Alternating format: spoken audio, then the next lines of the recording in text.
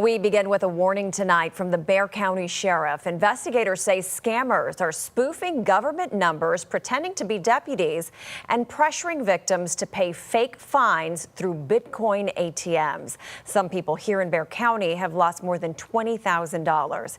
KENS 5's Vanessa Croy joins us to break down the scam and the sheriff's new plan to stop it. Vanessa?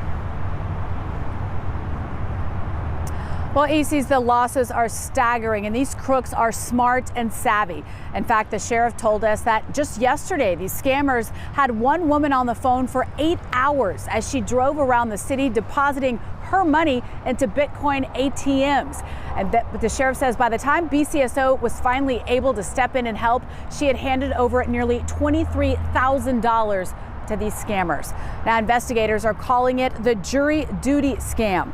Crooks pretending to be law enforcement, sometimes even spoofing the sheriff's office phone number. They're telling victims they'll be arrested unless they pay a fine right away. But instead of a courthouse, they're sent to a convenience store or a grocery store with a Bitcoin ATM. Scammers even use fake warrants and a phony Zoom judge to make it look real. And now the sheriff says he is pushing for a crackdown. He's asked city leaders to pass an ordinance requiring warning signs on every crypto ATM in the city. It's similar to a program he says he learned about in Nebraska that helped cut down the scams there. He says the signs would clearly have a warning that no law enforcement agency will ever ask you to pay fines through these machines.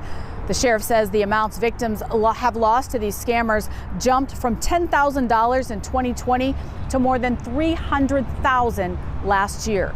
And once that money goes in, it's almost impossible to get back. And the sheriff says prosecuting these crooks is even more of a challenge. Being that it's Bitcoin, sometimes these scammers are in other parts of the country.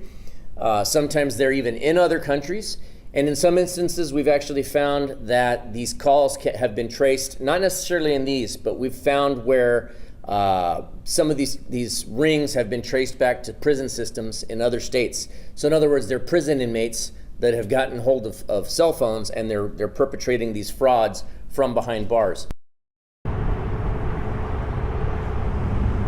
ECs, that reality is very scary and hitting a lot of people. Now, the sheriff says there's unclear if or when his plan to crack down on these criminals will go into place. But he says in the meantime, if you get any of these calls, just hang up and report it. No law enforcement will ever personally call you and tell you that you owe them money, because he says once that money is deposited into a Bitcoin ATM, it's mostly gone for good.